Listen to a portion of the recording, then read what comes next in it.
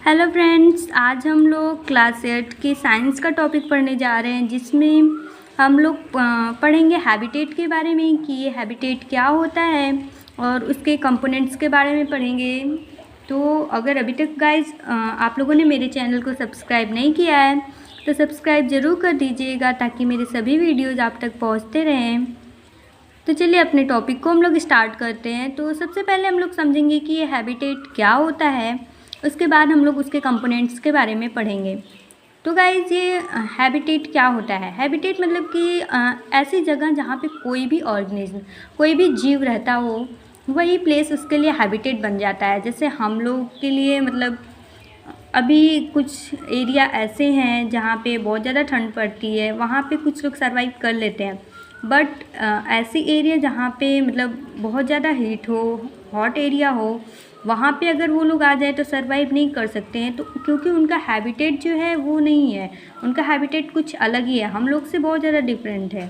वो लोग मतलब कोल्ड एरिया के रहने वाले हैं, तो वो हॉट एरिया में सर्वाइव नहीं कर सकते हैं। उसी को हैबिटेट कहा जाता है। मीन्स कि ऐसा प्लेस जहाँ पे कोई भी ऑर्गेनिज्म अपने आप को पूरी तरीके से सेटल कर लेता है, मतलब जहाँ पे जो एरिया उसके लिए रहने के लिए परफेक्ट होता है वही उसके लिए हैबिटेट बन जाता है। तो उसे ही हैबिटेट कहा जाता है। मीन्स कि ऐसा प्लेस जहाँ पे कोई भी ऑर्गेनिज्म, कोई भी जीव जिस जगह पे अपने आप को पूरी तरह से जहाँ पे वो रह सकता है, सर्वाइव कर सकता है, वही उसके लिए हैबिटेट बन जाता है, वही हैबिटेट कहलाता है। जो हैबिटेट होता है उसको इन्वायरमेंटल कॉम्प्लेक्स भी कहा जाता है। मतलब इन्वायरमेंटल कॉम्प्लेक्स वो होते हैं जिसमें फिजिकल फैक्टर्स पाए जाते हैं, जैसे क्लाइमेट हो गया, सॉइल हो गया।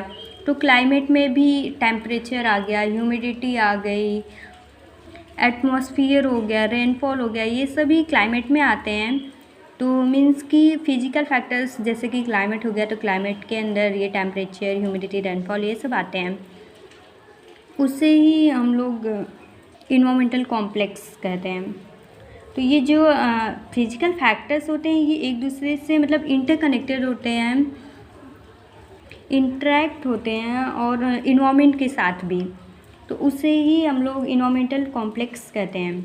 तो जो ये हैबिटेट होता है गाइस, ये दो तरीके के कंपोनेंट्स से मिलकर के बना हुआ होता है। एक तो फिजिकल कंपोनेंट होता है और सेकंड लिविंग कंपोनेंट्स होता है। तो जो फिजिकल कंपोनेंट्स होता है उसको एबायोटिक कंपोनेंट्स भी कहा जाता है, और जो लिविंग कंपोनेंट्स होते हैं उसे बायोटिक कंपोनेंट्स कहा जाता है। तो गाइस जैसा कि हम लोगों ने एबायोटिक और बायोटिक के बारे में ऑलरेडी सुना हुआ है, हम लोग अच्छी तरीके से जानते हैं बायोटिक एबायोटिक के बारे में।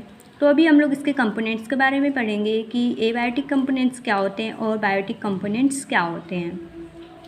तो गाइस जैसा कि मैंने पहले ही बताया कि abiotic components means physical components, इसको हम लोग फिजिकल कंपोनेंट्स भी कहते हैं। तो जो एबायोटिक कंपोनेंट्स होता है also known as physical components.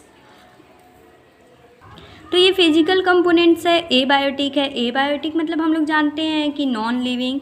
तो मीन्स कि इसमें जितने भी कंपोनेंट्स, जितने भी थिंग्स आते हैं वो नॉन लिविंग होते हैं। Means it is comprises of non living things.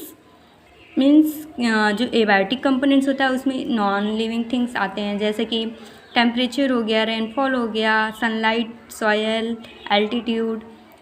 जैसे कि ऊपर मैंने बता दिया कि फिजिकल फैक्टर्स में ये टेम्परेचर, रेनफॉल, सनलाइट, एयर ये सब आते हैं। तो गाइस ये था एबायोटिक कंपोनेंट्स। एबायोटिक मीन्स कि नॉन लिविंग, वर्ड से ही क्लियर हो जा रहा है, और बायोटिक मीन्स लिविंग। तो अभी हम लोगों ने एबायोटिक कंपोनेंट्स के बारे में देखा, अब हम लोग बायोटिक कंपोनेंट्स के बारे में देखेंगे।